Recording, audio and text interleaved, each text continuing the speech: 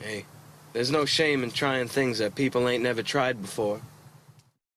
Recently, a friend got me into, and I got myself out of, Forex trading. A short expedition, just a few days, but an important one.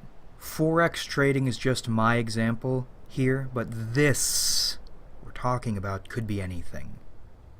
The reasons why I got into it, and why those reasons were bad, the reasons I got out, why those reasons were good, and why they apply to some things and not others. And more importantly, why they apply to some people and not others. I can't tell you about you or tell you what to do. Boys, I only know about me. And we'll take it piece by piece, but ultimately, at the foundations, I knew this was a bad move. Righteousness, this was a bad move. But I wanted to believe it was a good move. And it wasn't righteous, but I bought it anyways, because I wanted to believe. So, Forex is buying and selling currency at opportune moments to make money. This is what my friend recommended to me. But his friends recommended it to him, his fraternity buddies. Now, right off the bat, this is a bad move. My pal is appearance and impression driven, very flighty, very fair weather. So even if he talks something up and buys into it, that does not mean anything. If you listen to the podcast, I'll link it in the description, you can tell how uncomfortable I am talking to him about this stuff. Not just about the money, but in general, because it's hard to buy anything he's saying when everything he says changes to suit his impression and his appearance. That's what this Forex trading thing read as. People who talk a big game, not necessarily whether or not they even back it up, but just talk a big game. It's like playing, and I used to do this too. I used to play also. I read Rich Dad, Poor Dad and shit like Think and Grow Rich, and attended real estate seminars and stock market trading seminars. I never threw any money at these things, and I never did these things, but I involved myself with them so I could talk up a game. And that's what this seemed like. And it wasn't just him. He put me on essentially a sales call with some of these people, trying to get me signed up with this program, this pyramid scheme program. And they talked like salesmen talking up a game, just like he was talking. And these people, this is what they do. They congregate and prop each other up like social pyramid schemes. I mean, this is a financial pyramid scheme, but socially they do this too. They talk each other up, put someone above and a lot of people below, and they try to get high on the pyramid, whether or not money's involved. That's the way he's always been. That's the way these people are. And it's uncomfortable because you can't be human. You can't be yourself. You're subjecting yourself to a pyramid, socially, financially, whatever. You're subjecting yourself to their system, their game, and repressing who you are or what you think, what you believe, with implied upward mobility. One day you'll be above someone else. Just play the game by our rules, don't step out of line. And it feels like they're reading off a script, because whether or not it's written, they are. Listen to the first podcast with him I was in. I had to stop him and ask him to talk like a human being, because people live by these scripts, these social scripts, and it's unsettling dealing with them, because you have to throw lines suited to their script. If you try to do anything outside it, it doesn't work, or they reject you or throw you out. It feels unnatural or not righteous. Now, that said, these people were making money, or are making money.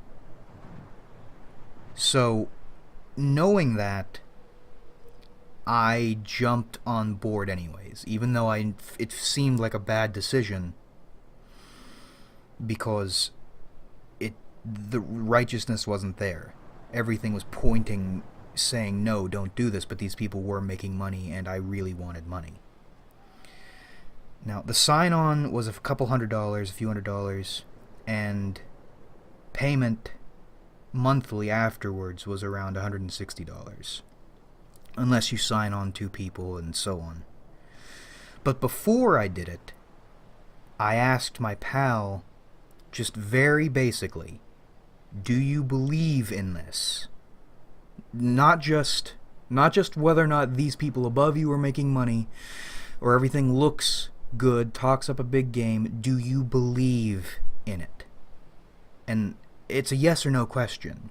And he gave me a sales answer back. He gave me like this 2-paragraph thing about, as long as it suits my finances, I presume, whenever people use presume and shit, F words like for, of, you see those sales answer.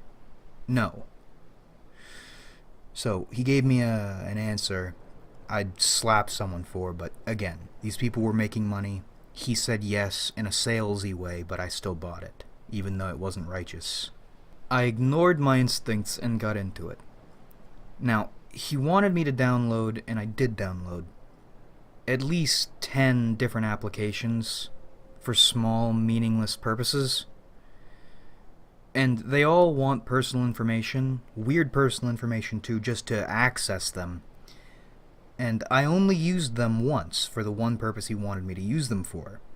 And I didn't use them any afterwards, and I haven't used them since. I've since uninstalled all of them. But that was another bad instincts sign I ignored, because I was buying hope. Handing out all this personal information for shit I knew I wouldn't use ever again, just because I wanted to win. But then he put me in a group chat, a big group chat, with about 400 young ethnic fellows. And this is a weird thing. Forex trading, wherever you see Forex, you see a lot of poor black guys around our age who really want money and want to win.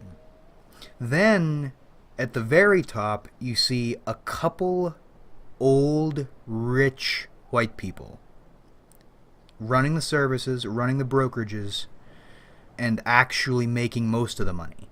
Then beneath them, but above the us, is these middle black people, like the light-skinned, frizzy-haired bitches with funky names who talk white but want to what's the word? Cultivate a black audience,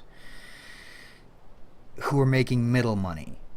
And under them, or around them, you have the sales guys, like the guys my friend put me in contact with. And I got a fucking Roots vibe right off the bat.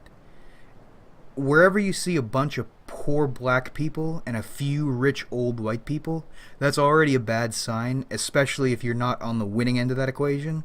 But if you see the black slavers in the middle, that's fucking dangerous water, man. Get out. Get out. And, oh God, Jesus Christ. I mean, I was laughing about it then, but that is a really bad sign. Wherever you see a lot of poor people who want to win, and a few rich people who are selling them winning solutions. Solutions is another sales word. Fuck solutions. You are about to get put in chains and taken for a fucking ride. Get out of there. Now, I'm using the racial angle here because, 1, it's true, and 2, it was killing me. But outside that, in these pyramids, whether it's social or financial, whatever, or both, you are submitting yourself to chains while your own people who are above you are talking you into getting chained, with the hopes that you might win and be upgraded to those middle positions. You can't win. You can't really win and have control. You can pray and subject yourself to maybe get one spot higher.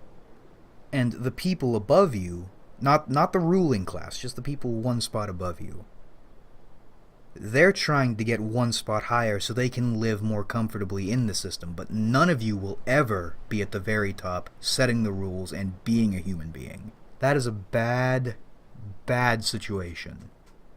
And that's sort of what ultimately did me in. It was a lot of little things. But that's dangerous. So you spend a few $100s to get in, then $150, $160 per month afterwards to stay in. What are you getting? Well, two main things from this very wealthy, very prestigious, top-of-the-line company. Number one, classes. Now, these classes, quotes, are just videos, and I hesitate even calling them that because they're just poorly edited PowerPoints with a woman talking over them in the background. Now, what bothers me about this, she might be saying good things, but for a company this wealthy and this put together, or they claim to be, why isn't this edited and performed better? These are PowerPoints. They're ugly. You see these in high school. And this woman teaching you, she does almost everything in one take. She pops in the microphone and doesn't bother to go back. I don't bother to go back either. Sometimes. Usually I do. But for a company this wealthy, leaving that in, this service you're paying for, that's a bad sign. Why isn't this put together better? Now, the next thing you're paying for is a harmonic scanner, which predicts currency price fluctuations. They say it's 80% accurate, and trading with it is safe and predictable. Now, while I was making the decision to refund and get the fuck out, I did a little reading about Forex trading. And society overwhelmingly said, even with tools, Forex trading is unpredictable. Even experts are basically gambling.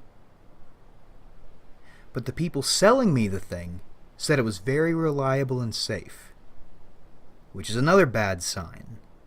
But then how do you actually trade? Well, you yourself can't trade. You need to go through brokers.